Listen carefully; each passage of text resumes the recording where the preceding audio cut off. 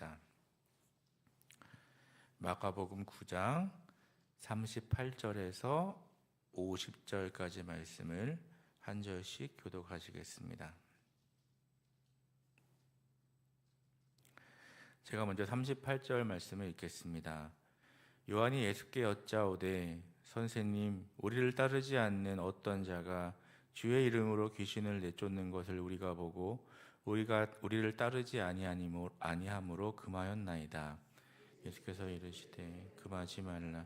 내 이름을 의탁하여 능한 일을 행하고 즉시로 나를 비방할 자가 없느니라. 우리를 반대하지 않는 자는 우리를 위하는 자니라. 누구든지 너희가 그리스도에게 속한 자라 하여 물 한 그릇이라도 주며 내가 진실로 너희에게 이르노니 결코 상을 잃지 않으리라. 또 누구든지 나를 믿는 이 작은 자들 중 하나라도 실족하게 하면 차라리 연자 맷돌이 그 목에 매어 바다에 던져지는 것이 나으리라. 만일 내 손이 너를 범죄하게 하거든 찍어버리라. 장애인으로 영생에 들어가는 것이 두 손을 가지고 지옥과 꺼지 않는 불에 들어가는 것보다 나으니라. 만일 내 발이 너를 범죄하게 하거든 찍어버리라. 다리 저는 자로 영생에 들어가는 것이 두 발을 가지고 지옥에 던져지는 것보다 나으니라. 너를 범죄하게 하거든 빼어버리라. 한 눈으로 하나님의 나라에 들어가는 것이 두 눈을 가지고 지옥에 던져지는 것보다 나으니라. 거기에서는 구더기도 죽지 않고 불도 꺼지지 아니하느니라. 사람마다 불로서 소금치듯 함을 받으리라. 함께 읽겠습니다. 소금은 좋은 것이로되 만일 소금이 그 맛을 잃으면 무엇으로 이를 짜게 하리요. 너희 속에 소금을 두고 서로 화목하라 하시니라. 아멘. 오늘도 하나님의 은혜와 평강이 함께 하시기를 바랍니다. 우리나라 역사를 살펴보면 유난히 분류하고 편가르기를 좋아했던 것을 볼 수 있습니다. 다른 나라에도 대립되는 의견들이 있었지만 그들은 서로의 좋은 의견들을 수렴해서 좀 더 발전된 단계로 나아가는 과정일 때가 많았습니다.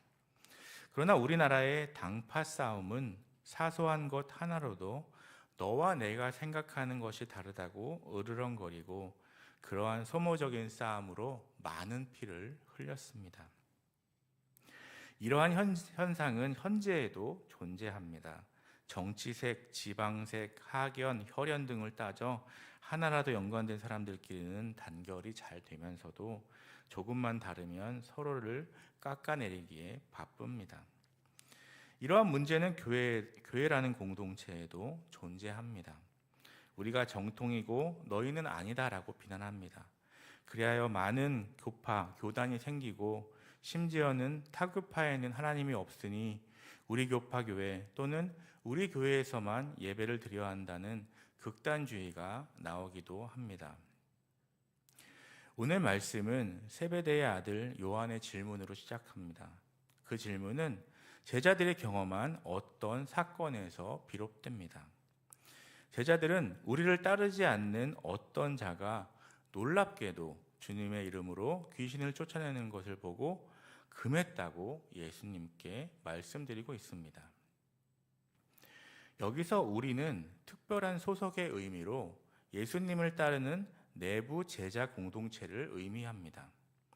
앞서 12제자들은 예수님으로부터 귀신을 제어할 수 있는 권능을 직접 받았습니다.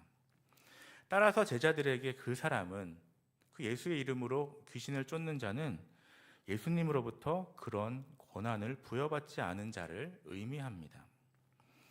예수님이 3명의 제자와 함께 변화산에 올라가셨을 때 산 아래에 있던 9제자들이 귀신 쫓는 일에 실패했던 적이 있었습니다.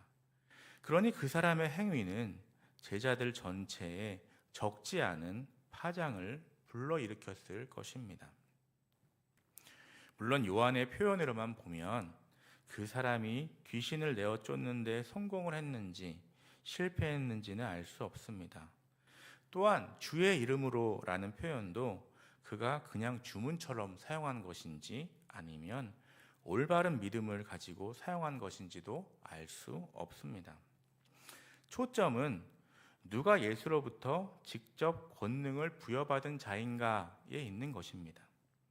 제자들은 자신들만 유일하다고 여겨서 그 사람의 행동을 제지한 것입니다. 그 사람이 주의 이름으로 귀신을 내쫓았다면 제자들의 행동에 일종의 시기심이 반영되어 있다고 할 수 있습니다. 우리의 모습은 제자들의 모습과 다른지 돌아보고자 합니다.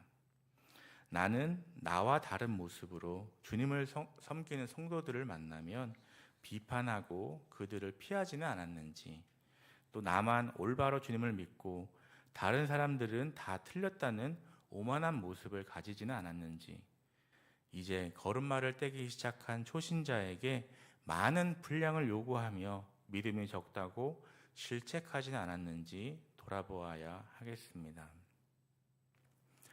어쩌면 요한은 예수님께 칭찬을 기대했는지도 모릅니다. 그런데 예수님의 금하지 말라라는 뜻밖의 답변이 이어집니다. 그리고 제자들이 판단할 수 있는, 분별할 수 있는 기준을 제시하십니다. 그 기준에는 몇 가지 사실을 내포하고 있습니다. 우선 누군가 예수님의 이름을 진심으로 의탁한다면 그 역시 능력을 행할 수 있습니다. 이는 그 능력이 12제자에게만 한정된 것이 아님을 보여주는 것입니다. 또한 그 사람이 진정 예수님을 의지하여 능력을 행했다면 그는 예수님을 대적하지 않을 것이라는 점입니다. 즉, 그 사람도 예수 공동체 안에 속한 사람이며 예수님으로부터 권능을 부여받은 사람으로 볼 수 있다는 것입니다. 이는 향후 12제자 그룹 밖에 있는 예수님을 따르는 다른 제자들 역시 예수님이 하신 사역을 감당할 수 있음을 보여주는 것입니다. 따라서 그런 능력을 행한 자가 우리를 반대하지 않는 자라면 그는 우리를 위한 자가 되는 것입니다. 예수 안에 속하면서 예수를 비방하는 자는 없다는 것입니다. 중간지대는 없습니다. 이런 논리는 능력 행함에만 있는 것이 아닙니다. 지극히 작은 선행에까지 확대될 수 있습니다. 만일 어떤 사람이 제자들에게 물 한 그릇을 대접한다면 그는 제자들이 그리스도에게 속한 자들임을 알고 주의 이름으로 선행을 베푼 것입니다. 이 사람의 작은 선행이 주의 이름으로 행해졌고 그가 선행을 베푼 까닭은 제자들이 그리스도에게 속했다는 것을 알았기 때문입니다. 예수님께 속한 자가 누구든 그가 예수의 이름으로 행하는 모든 일, 곧 귀신을 쫓는 일이든 지극히 작은 냉수 한 잔의 섬김이든 그 일은 예수님을 위한 것이며 그에 따른 상을 받게 될 것이라는 말씀입니다. 하나님께 하찮고 중요하지 않은 섬김이란 없습니다. 자신의 위치에서 최선을 다해 섬길 때 하나님께서는 그 섬김을 기뻐 받으실 것입니다.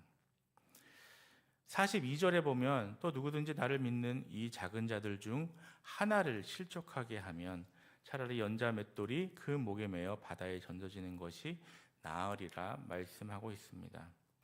이는 다른 뜻으로도 해석할 수 있겠지만 앞 문단과 연결해 보았을 때 제자된 자들이 관용의 정신이 없이 성도들을 가혹하고 무자비하게 다룬다면 성도가 실족할 가능성이 있고 만일 실족하면 그 죄의 결과가 엄청남을 말씀해주고 있는 것입니다. 죄의 결과는 바로 지옥이기 때문입니다. 하나님께서는 한 영혼 한 영혼을 귀하게 여기신다는 것을 기억하고 우리의 말 한마디, 행동 하나가 동료 그리스도인들을 실족해 하지는 않았는지 돌아보고 남을 무시하는 마음 대신 섬기는 마음을 교만과 악한 감정 대신 겸손과 선한 관용의 정신을 가지고 화목한 생활을 해야 하겠습니다. 50절 말씀은 오늘 말씀의 최종 결론으로 예수를 주로 고백하고 따르는 성도 간의 화목한 생활을 강조한 말씀입니다. 주님은 너희 속에 소금을 두고 서로 화목하라고 하셨습니다. 그렇다면 과연 소금 같은 교제는 어떤 교제일까요? 첫째로 소금은 맛을 내줍니다. 소금은 음식에 맛이 없거나 모자라도 소금의 그 맛을 유지시켜 줍니다. 성도들은 서로 예수님을 믿는 맛을 전해주는 교제를 해야 마땅합니다. 저 성도를 보니 정말 예수 믿는 맛이 난다 라는 말을 들어야지 그 반대의 경우가 되면 부끄러운 일일 것입니다.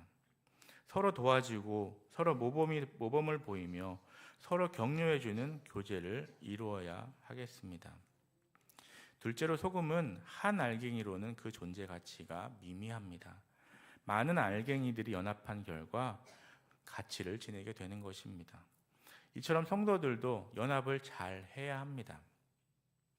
성도 한두 사람만 가지고 세상을 변화시키고 교회를 힘있게 만들 수는 없습니다. 성도들이 서로 연합해야 나도 잘 되고 서로 잘 될 수 있는 것입니다. 여러분, 소금은 그대로 두면 어떻게 됩니까? 서로 달라붙어서 매우 단단한 한 덩어리가 되는 성질을 가지고 있습니다. 철은 오래 두면 녹슬어서 부스러지는데 소금은 바위처럼 단단하게 엉깁니다. 그래서 소금을 산에서 캐는 곳도 있습니다. 소금 바위를 깨트려서 소금을 얻는 것입니다. 이렇게 소금처럼 서로 화목하게 하나가 되라는 말씀입니다. 우리는 모래알처럼 서로 흩어지는 존재들이 되어서는 안 됩니다. 그리스도의 보혈과 그 십자가 아래에서 소금처럼 뭉침으로 화목한 교제를 해야 하겠습니다. 그래야 세상도 의로 이기고 세상도 의로 이기고 사단도 진리로 이길 수 있습니다. 또한 맛을 잃는 소금이 되어서는 안 됩니다. 소금의 맛은 사랑의 능력을 말합니다. 우리는 은혜를 받고 사랑을 받아 하나님의 백성이 되었습니다.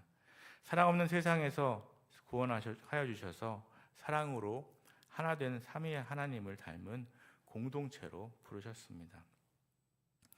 제자는 화목하는 자로 평화를 만드는 자로 부름받았음을 기억하고 겸손함으로 섬기고 다른 이들을 포용하고 자기를 돌아봄으로 화목한 공동체를 이루어가는 저와 여러분 되시기를 간절히 소망합니다.